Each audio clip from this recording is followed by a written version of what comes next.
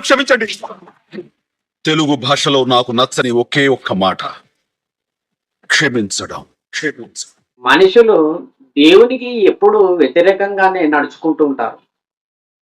ఎలాగో ఒకసారి ఆలోచిస్తే తగ్గేదేలే. తన్ను తాను తగ్గించుకొని వాడు హెచ్చింపబడును. చనిపోయిన తర్వాత నరకమున వారి పొరుగు చావదు, అగ్ని ఆరదు, అక్కడ ఏడుపును పండ్లు కొరకుటయు ఉండును అన్నాడు. ఎంతో యాతన వేదన అక్కడ ఉందని బైబిల్ చెబుతుంది. సార్ నన్ను చంపద్దు, నన్ను క్షమించండి.